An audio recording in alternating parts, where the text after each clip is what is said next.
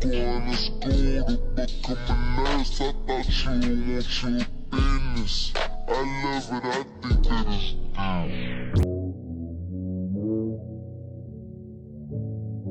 TikTok reminded me that a year ago today, I had to fight a man. Something I've had to do too many times. And although I've never lost, I also never really had to hurt them too bad to get them to fuck off. Until 1 year ago. 1 year ago, I had a right to defend myself, and not really any other choice. But it wasn't like the other times. This time I hurt him. I liked it. I still do when I think back on it. I'm still glad I did it. I told that man 6 times he wasn't gonna win as he threatened me. I was right. My umbrella was right and left and right again.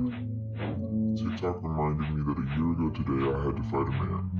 But then I realized it's been a whole year since I had to fight a man. Since the last time that was the case, the world has entirely changed. Another universe, it feels like. Maybe this is the same dimension, but we are just able to see more of its pain. It's been 1 whole year since I had to fight a man today. I still vividly remember it often. I still vividly remember wondering if he was going to live. I still vividly remember being surprised he didn't die. I still vividly remember being surprised I didn't have to go to jail to fight a self-defense case. I still have the broken umbrella handle. It's covered in discharge. I still remember talking to an officer about it. I told him that a man stepped up to defend me, and very quickly got the aggressor onto the ground. I have a video of the altercation starting between them. Within 30 seconds I told the man to get off of him, that he can't even fight. I still remember telling the officer that the man threatening me didn't need to know that the man who defended me could fight. He needed to know I did. His name is literally Bobby Brown. His birthday 5 days before my nana's. I still remember aiming for his sacroiliac, knowing full well how disabling it is when it hurts, because the autoimmune disease I have causes mine to swell. I had met the dude the day before, and he knew I was physically disabled. He knew I came from Portland. He knew I had fought many men. Maybe he didn't believe me. Maybe he just wanted to taste it for himself. And that he did. I don't know where he went. I don't know how he is. I abandoned the cares about his future the moment my boot hit his spine with accurate precision.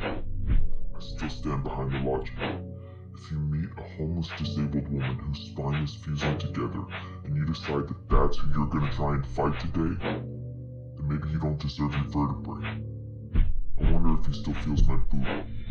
It was a fashion boot, not steel-toed or anything, but I've since upgraded. When I was homeless in Portland, Oregon, I didn't own any other shoes other than flip-flops the entire time.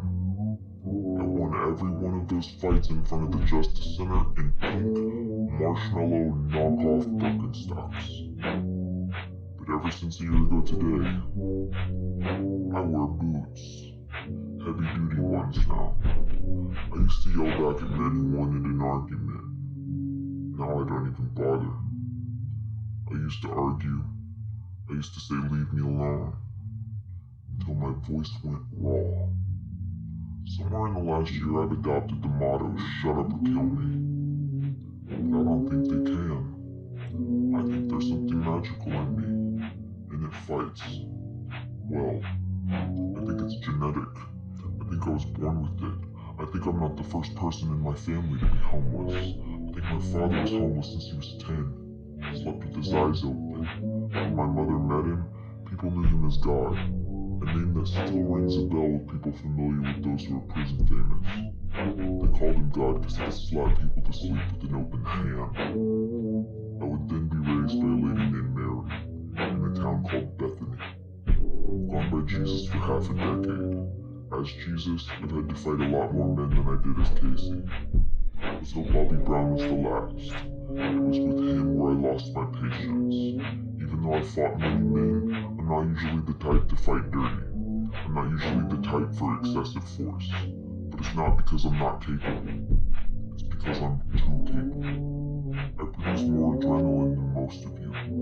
It's a byproduct of my childhood abuse. Intermittent explosive disorder. It's where you're around explosive behavior as a child and it causes you to produce too much adrenaline. Because I needed to. Because I was small, fighting big things alone. They stopped spanking me at 3 years old. They couldn't anymore. I was a toddler, undefeated against adults, yet somehow I was a really good kid. I grew up to be a homeless woman, undefeated against many men. Shout out 50 Cent.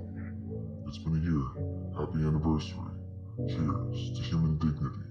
Cheers to the first year without having to fight a man since I can't remember when. I ain't know you was a fighter. Keep a 30 on me, nigga, don't get out. Just blast out shit.